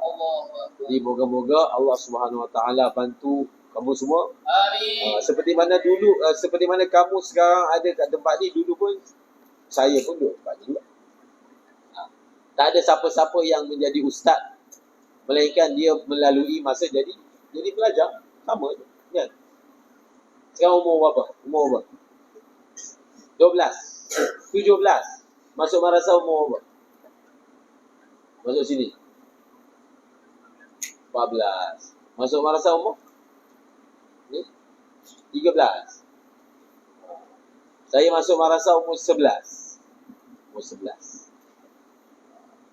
Dan boleh dikatakanlah sekarang ni mengajar di Seri Petaling. Saya masuk Seri Petaling umur 14. Sekarang umur 41. Daripada 14 sampai 41 tu saya duduk di Seri Petaling. Maksudnya lebih daripada separuh umur duduk di madrasah. Kan? Jadi orang yang dia buat keputusan untuk belajar agama, insya-Allah Allah Subhanahu Wa Taala akan bantu dia. Allah Ta'ala akan bagi rezeki pada dia. Dan akhir kata, kalau ada orang tanya, orang yang hafaz Quran ni dia nak makan apa? Maka jawab kepada dia, makan nasi. Makan nasi. Ada satu orang ustaz tu, Maulana Iqbal.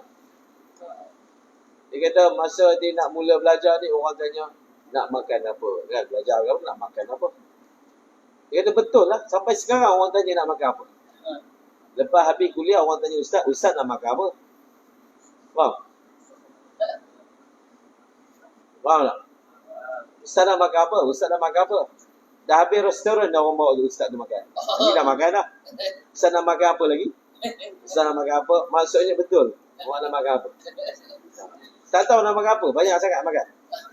Jadi orang yang belajar agama, dialah yang kena yakinkan orang kat luar bahawasanya orang yang belajar agama tidak akan disisihkan oleh Allah. Kita yang kena yakinkan. Jangan kita ragu-ragu. Faham? Kita kena yakinkan orang kat luar.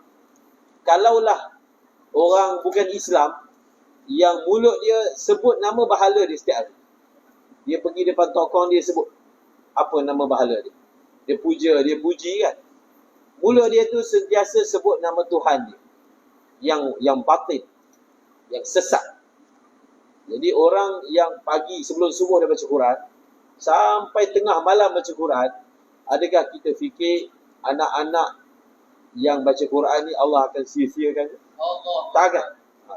Jadi orang yang pertama kena yakin kita. Tak boleh. Kita jangan ragu-ragu. Sikit pun tak ragu-ragu. Maksudnya Allah bagi rezeki. Dan di hujung ni saya nak sebut satu kisah. Masa kita ziarah Tuan Guru Hajilah Bukit Lada. Kita buat ziarah ulama Kedah. Tapi tak sempat ziarah Tuan Guru Haji Yusof. Yang gambar ni depan saya. Tok Biak kan. Tak sempat. Saya ziarah Tuan Guru Haji Lada. Dia kata masa-masa beliau belajar di Mekah, beliau minta izin daripada guru dia, Syekh Abdul Qadir Mandiri kalau tak silap, nak cari kerja. Sebab duit bekalan ni dah tak cukup. Nak carilah sikit kerja di Malaysia, kemudian datang balik belajar.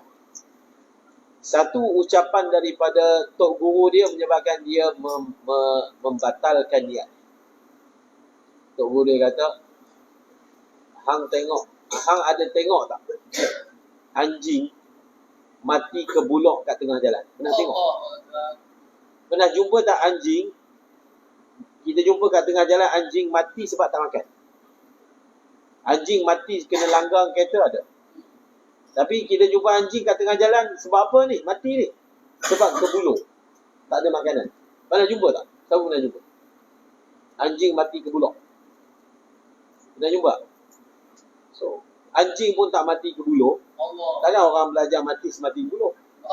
Tak mati kan? Tak mati. Allah bagi rezeki. Allah bagi rezeki. Sebab kadang-kadang perkara yang menghantui orang belajar agama ni, dia risau. Adik-beradik dia belajar sekolah tinggi. Orang katalah sekolah tinggi kan. Dia belajar madrasah ni. Tak, orang yang belajar madrasah jangan rasa dia rendah. Faham? Dia sedang belajar Al-Quran, Allah bagi rezeki pada dia. Allah jamin rezeki pada dia.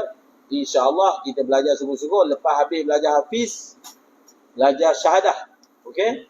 Jangan berhenti setakat hafiz je. Syahadah. Lepas habis syahadah, kita sambung lagi belajar alim. Ikutlah nak belajar Yaman ke, nak belajar Yaman ke, South Africa ke, Mesir ke, Thailand ke, Malaysia ke, ikutlah. Yang penting belajar Ahlus Sunnah wal Jamaah, kita belajar agama, dan insya-Allah yang lain-lain tu Allah SWT akan uruskan. Boleh semua insya-Allah. Ya, insya-Allah. Siapa yang lagi 5 juzuk habis? Tak ada. Lagi 5 juzuk ke bawah? Tak ada. 10 juzuk? 10 juzuk ke bawah. Angkat je. Malu apa? 10 juzuk. Lagi 15 juzuk ke bawah? 15 juzuk ke bawah lagi. Habis. 20 juzuk. Maksudnya dah 10 juzuk lah. Lebih kurang. Lagi 25 juzuk. InsyaAllah. Semua boleh insyaAllah. Amin. Boleh kita doa dengan Allah, kita belajar sungguh-sungguh, kita khidmat dengan ustaz kita, kita hantar sabak dan letakkan target, masing-masing letak target, dan hafazan ulangan tu jaga, insyaAllah. Jaga hafazan. Antara perkara yang menyebabkan lemah semangat juga tak ingat. Tak ingat tu lemah semangat. So cara untuk kita supaya tak hilang semangat tu, kita jaga hafazan. Macam apa, sini apa, pakai sabak, prasabak macam tu lah. Oh macam tu. Kita kalau madrasah kita pakai istilah sabak, prasabak. Mukhtar kan. Jadi yang baru, mingguan lama tu semua jaga. Kalau kita jaga, semasa kita hafazan sikit, insyaAllah kita akan maintain. Di antara penyebab dia tak ingat. Oh dia tak ingat, jadi lemah. Yang nak hafal tak ingat, masuk yang baru pula jadi serabut otak dia. Jadi dia jadi lemah. Yang masih sedikit hafazan tu jaga. Kalau bacaan mingguan ke apa ni?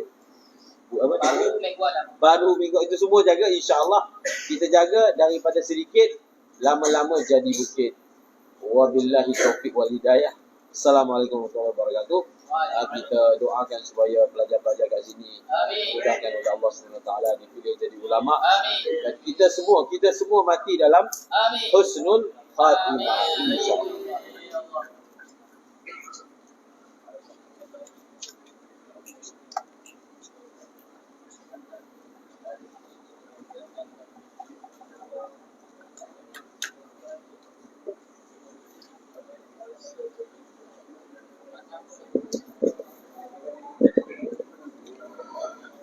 Jazakumullah khairan katsira pada Al-Fadhil Maulana Ustaz Ahmad Lutfi di atas perkongsian ilmu kepada kita semua. Mudah-mudahan apa yang kita dengar pada pagi ini dapat sama-sama kita mengambil manfaat.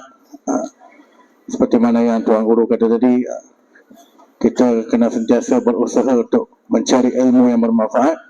Jadi pada pagi ini alhamdulillah Allah Ta'ala datangkan Tuan Guru yang hebat Maulana Ustaz Ahmad Lutfi berkongsi ilmu yang bermanfaat pada kita semua.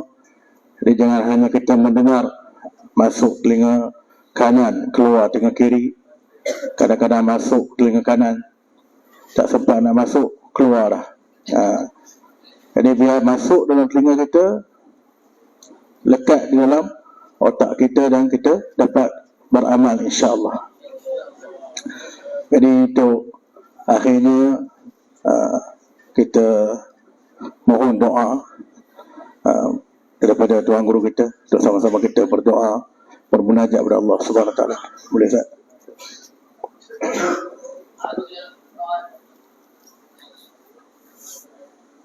Sebelum kita doa, kita istighfar.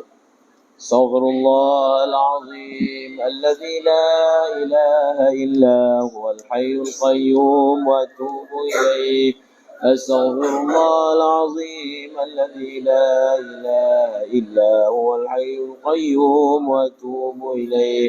Astaghfirullah al-azim alladzi la ilaha illa huwal hayyul qayyum wa atubu ilaih. أستغفر الله العظيم الذي لا إله إلا هو الحي القيوم وأتوب إليه. أستغفر الله العظيم الذي لا إله إلا هو الحي القيوم وأتوب إليه. أستغفر الله العظيم الذي لا إله إلا هو الحي القيوم وأتوب إليه. أستغفر الله العظيم الذي لا إله إلا هو الحي القيوم وأتوب إليه. أستغفر الله العظيم الذي لا إله إلا هو الحي القيوم وأتوب إليه. الفاتحة إلى روح رسول الله صلى الله عليه وسلم وإلى أزواجه المطهرات وأصحابه الكرام، لهم الفاتحة. أعوذ بالله من الشيطان الرجيم. بسم الله الرحمن الرحيم. الحمد لله رب العالمين الرحمن الرحيم مالك يوم الدين. إياك نعبد وإياك نستعين. اهدنا الصراط المستقيم صراط الذين أنعمت عليهم غير المغضوب عليهم ولا الضالين. آمين. الفاتحة إلى روح أئمة الله المجتهدين ومن المحدثين والفقهاء واللغويين، لهم الفاتحة. أعوذ بالله من الشيطان الرجيم. بسم الله الرحمن الرحيم. الحمد لله رب العالمين الرحمن الرحيم مالك يوم الدين. إياك نعبد وإياك نستعين. اهدنا الصراط المستقيم صراط الذين أنعمت عليهم غير المغضوب عليهم ولا الضالين. آمين. الفاتحة إلى من أحسن إلينا من الأئمة السلف الصالحين، من الأئمة الصالحين، من مشايخنا وأساتذتنا الأحياء منهم والأموات، لهم الفاتحة. أعوذ بالله من الشيطان الرجيم. بسم الله الرحمن الرحيم. الحمد لله رب العالمين الرحمن الرحيم مالك يوم الدين. إياك نعبد وإياك نستعين. اهدنا الصراط المستقيم صراط الذين أنعمت عليهم غير المغضوب عليهم ولا الضالين. آمين. الحمد لله رب العالمين، والصلاة والسلام على شرف الأنبياء والمرسلين سيدنا ومولانا محمد وعلى آله وصحبه أجمعين. يا حي يا قيوم يا ذا الجلال والإكرام يا أرحم الراحمين. اللهم يا أول الأولين يا آخر الآخرين يا ذا القوة المتين يا راحم المساكين يا راحم المساكين يا أرحم الراحمين. اللهم صل على سيدنا محمد طب القلوب ودوائها وعافية الأبدان وشفائها ونور الأبصار وضيائها وعلى آله وصحبه وبارك وسلم. اللهم صل على سيدنا محمد صلاة تبلغنا بها حج بيتك الحرام وزيارة نبيك خير الأنام وعلى آله وصحبه وبارك وسلم. اللهم صل على سيدنا محمد صلاة تبلغنا بها حج بيتك الحرام وزيارة نبيك خير الأنام وعلى آله وصحبه وبارك وسلم. اللهم صل على سيدنا محمد صلاة تبلغنا بها حج بيتك الحرام وزيارة نبيك خير الأنام وعلى آله وصحبه وبارك وسلم. اللهم اغفر لنا ولوالدينا ولمشايخنا ولمعلمينا ولأساتذتنا ولذوي الحقوق علينا من المؤمنين والمؤمنات والمسلمين والمسلمات الأحياء منهم والأموات. اللهم علمنا ما ينفعنا وانفعنا بما علمتنا وارزقنا علما نافعا. اللهم اجعلنا من الذين ينظرون الكتاب نظرة واحدة ويحفظون ما فيه ويفهمون به ويعملون به ويبلغون به. اللهم إنا نستودعك ما علمتنا فاردده إلينا عند حاجاتنا ولا تنسناه يا رب العالمين. اللهم احفظنا من بين أيدينا ومن خلفنا وعن يميننا وعن شمالنا ومن فوقنا ومن تحت أرجلنا. اللهم استر عوراتنا وآمن روعاتنا. اللهم بارك لنا في أعمالنا وبارك لنا في علومنا وبارك لنا في أموالنا وبارك لنا في حياتنا ومماتنا برحمتك يا أرحم الراحمين. Ya Allah, ya Tuhan kami, ampunlah segala dosa-dosa kami ya Allah. Ampun dosa kedua ibu bapa kami ya Allah. Ampun dosa para asatizah, para guru, para masyaikh kami ya Allah. Ampun dosa sanak saudara kami yang beragama Islam ya Allah. Ampun dosa umat Islam lelaki dan wanita mereka ya Arhamar Rahimin. Ya Allah, hidupkan kami dengan iman ya Allah. Matikanlah kami dengan iman ya Allah. Ya Allah, jauhkan diri kami daripada ilmu yang tidak memberi manfaat. Jauhkan diri kami daripada ilmu yang hanya membawa kepada pergaduhan. Jauhkan diri kami daripada ilmu yang hanya membawa kepada perbalahan. Jauhkan diri kami daripada ilmu yang menyebabkan kami meninggi diri. Jauhkan kami daripada ilmu yang menyebabkan kami bergaduh sesama Muslim. Ya Arhamar Rahimin, kurniakanlah kami ilmu yang memberi manfaat, ilmu yang menyelamatkan kami daripada api neraka-Mu ya Allah, ilmu yang menyelamatkan kami daripada sifat riya, ujub, takabur, sum'ah ya Arhamar Rahimin. Ya Arhamar Rahimin, pilihlah kami untuk berkhidmat untuk agama-Mu ya Allah, di seluruh alam ya Allah, di seluruh alam ya Allah, di seluruh alam ya Allah. Ya Allah, sebarkanlah rezeki kami di seluruh alam ya Allah, di utara dan di selatan ya Allah, di timur dan di barat ya Allah.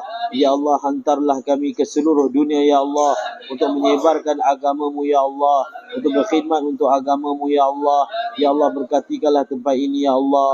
Ya Allah, pilihlah ya Allah, keluarkanlah ya Allah daripada tempat ini ya Allah mutiara-mutiara yang akan berkhidmat untuk agama-Mu ya Allah.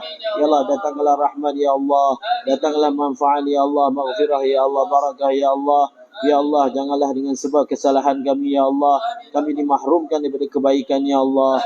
Kami mohon daripada rahmat-Mu ya Allah, kumpulkanlah kami di akhirat bersama Imam Syafi'i ya Allah, bersama para sahabat radhiyallahu anhum ajma'in ya Allah. Ya Allah, jadikanlah kami ya Allah orang yang ya Allah seperti mana yang disangka oleh orang lain ya Allah.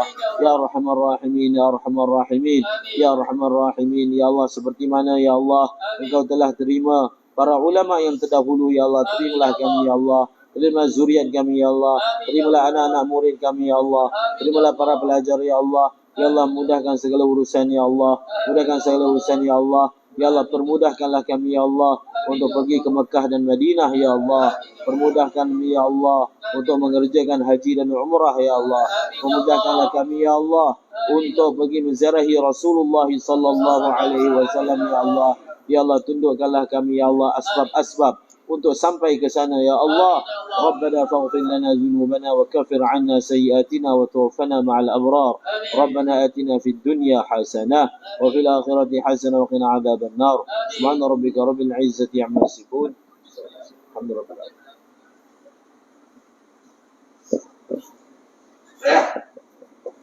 Amin, amin ya rabbal alamin. Sekali lagi jutaan terima kasih, jazakumullah khairan katsira kepada Al-Fadhil Maulana Ustaz Ahmad Lutfi di atas perkongsian ilmu dan juga kesudian untuk hadir ke madrasah kami. Jadi kami daripada pihak Madrasah Matis memohon kemaafan lah sekiranya ada kekurangan di dalam program kita pada pagi ini, dan jika ada anak-anak pelajar yang terkurang adab di dalam pengajian, kami mohon maaf lah daripada Tuan Guru. Dan kami harap ini bukanlah pertemuan yang terakhir. InsyaAllah di lain masa Tuan Guru dapat hadir lagi untuk memberikan manfaat, berkongsi ilmu kepada anak-anak pelajar semua insyaAllah. Jadi oleh itu sama-samalah kita menangguhkan majlis kita pada pagi ini dengan membaca kafaratul majlis dan suratul Asr. Subhanakallahumma bihamdika asyhadu an la ilaha illa anta astaghfiruka wa atubu ilaik. Bismillahirrahmanirrahim. Wal 'asri innal insana lafi khusr illa alladhina amanu wa 'amilus solihati wa tawassaw bil haqqi wa tawassaw bis sabr. Sadaqallahu